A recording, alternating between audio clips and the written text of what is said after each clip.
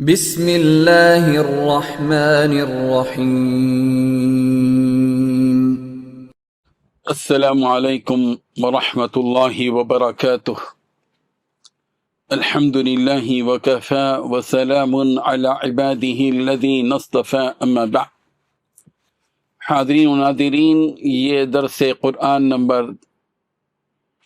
389 ہے، اور آج سورۃ النساء کی 3 آیتوں کی تلاوت و تشریح کی جائے گی۔ آیت نمبر 53، 54، 55، 53، 54، 55۔ اعوذ باللہ من الشیطان الرجیم، بسم اللہ الرحمن الرحیم۔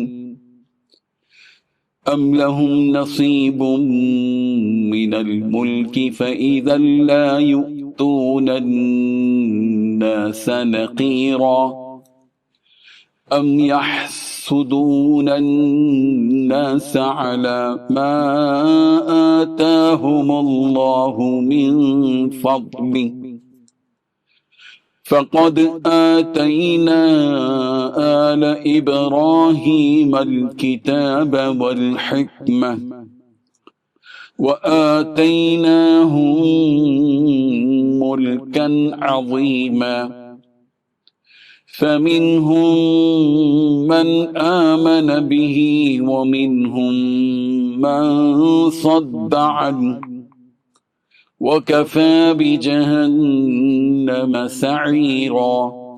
صدق اللہ العظیم۔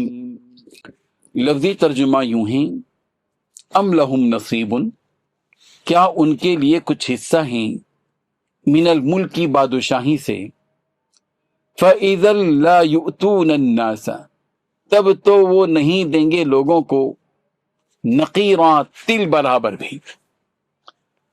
ام یحسدون الناس، کیا وہ حسد کرتے ہیں لوگوں سے، علامہ، اس بات پر جو آتاہم اللہ من فضلی، اللہ نے ان کو دیا اپنے فضل سے، فقد آتینا، پس تحقیق ہم نے دی، آل ابراہیم، آل ابراہیم کو، الکتاب، کتاب، والحکمہ، اور حکمت، وآتیناہم، اور ہم نے ان کو دی، ملکن عظیما، بادشاہی بہت بڑی، فمنہم، چنانچہ بعض ان میں سے، من وہ ہیں جو، آمن ایمان لائے، بھی اس کے ساتھ، ومنہم، اور بعض ان میں سے، من وہ ہیں جو، صد رکے رہے، عنہ اس سے، وکفا بجہنم سعیرا، اور کافی ہے جہنم دہکتی ہوئی۔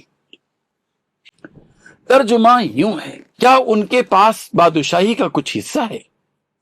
اس صورت میں تو یہ لوگوں کو تل برابر بھی نہ دیں گے، یا جو ان لوگوں کو اپنے فضل سے دے رکھا ہے اس کا حسد کرتے ہیں۔ تو ہم نے خاندان ابراہیم کو کتاب اور دانائی عنایت فرمائی تھی، اور سلطنت عظیم بھی بخشی تھی۔ پھر لوگوں میں سے کسی نے تو اس کتاب کو مانا، اور کوئی اس سے رکا رہا، تو ان نہ ماننے والوں کے لیے دوزخ کی جلتی ہوئی آگ کافی ہے۔ ان 3 آیتوں میں 6 باتیں بتلائی گئی ہیں۔ پہلی بات، کیا ان یہودیوں کو دنیا کی بادشاہت کا کچھ حصہ مل گیا ہے؟ دوسری بات، اگر ان کو دنیا کی بادشاہت کا کچھ حصہ مل جاتا تو گٹھلی کے شگاف کے برابر بھی کچھ نہ دیتے۔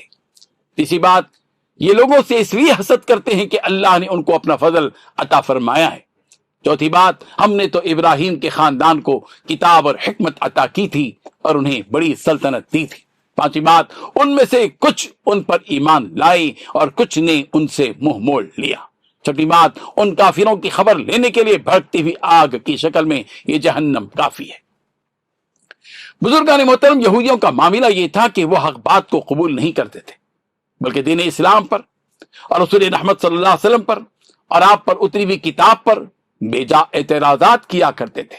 ان یہودیوں کو رسول رحمت صلی اللہ علیہ وسلم کی حیات طیبہ میں نقص نکالنے کے لیے جب کچھ بھی نہ ملا تو آپ علیہ الصلوۃ والتسلیم کی زندگی کے اس پہلو پر اعتراض کیا کہ آپ علیہ الصلوۃ والتسلیم نے کثرت سے نکاح کیے اور کثرت سے ازواج اپنے پاس رکھی۔ ان یہودیوں نے یہ بھی کہا کہ محمد تو یوں کہتے ہیں کہ ان کو جو کچھ دیا گیا تواضع کی وجہ سے دیا گیا، اور ان کی تو 9 بیویاں ہیں۔ ان کا مقصد تو بس نکاح کرنا ہی ہے، اور اس سے بڑھ کر کون سا بادشاہ ہوگا؟ نعوذ باللہ من ذالک۔ اس طرح کے بیجا اعتراضات اہل کتاب نے کیے۔ یہ ان اہل کتاب یعنی یہود و نصارہ کی جہالت تھی کہ اس قسم کے بیجا اعتراضات رسول رحمت صلی اللہ علیہ وسلم پر کیے۔ اللہ تعالیٰ نے ان کا جواب یوں دیا کہ ان اہل کتاب کے ہاتھ میں کچھ نہیں ہے، اگر سلطنت کا کچھ حصہ ان کے پاس ہوتا تو کسی کو نقیر یعنی ذرا سی بھی چیز نہ دیتے۔ ان کا حال یہ ہے کہ خود تو کسی کو ذرہ برابر کوئی چیز دینے کے لیے تیار نہیں ہے، اور اللہ تعالیٰ نے اپنے فضل سے کسی کو کچھ عطا فرمایا ہے تو اس پر وہ حسد کرتے ہیں۔ حسد کرنا اور اسی حسد کے آگ میں جل بھن کر رہ جانا یہودیوں کا وتیرہ ہے۔ ہم کو چاہیے کہ کسی پر حسد کرنے سے باز رہیں۔ یہ مومن کی شان نہیں کہ وہ کسی پر حسد کرے۔ اللہ تعالیٰ نے ان اہل کتاب کو یاد دلایا ہے کہ حضرت ابراہیم علیہ السلام کی آل اولاد میں کتاب بھی دی، حکمت بھی دی، اور ان کو بڑا ملک بھی عطا کیا، جیسا کہ حضرت داؤد اور حضرت سلیمان علیہ السلام ہیں کہ ان دونوں کو نبوت بھی دی گئی، حکمت بھی دی گئی، بادشاہت بھی دی گئی۔ حضرت داؤد علیہ السلام کو آسمانی کتاب زبور بھی دی گئی، وَآتَيْنَا دَاوُودَ زَبُورًا، اور ہم نے حضرت داؤد علیہ السلام کو زبور عطا فرمائی۔ سورہ نساء آیت نمبر 163۔ اللہ تعالیٰ ہم سب کو ان آیات پر غور و فکر کرنے کی توفیق عطا فرمائے، آمین۔ وآخر دعوانا ان الحمدللہ رب العالمین۔ ڈیلی درس قرآن کو سبسکرائب کیجئے، اپنے تاثرات اور مشورے ارسال کیجئے، اور متعلقین کے گروپ بنا کر انہیں روزانہ درس قرآن بھیجیں اور اجر ثواب پائیں۔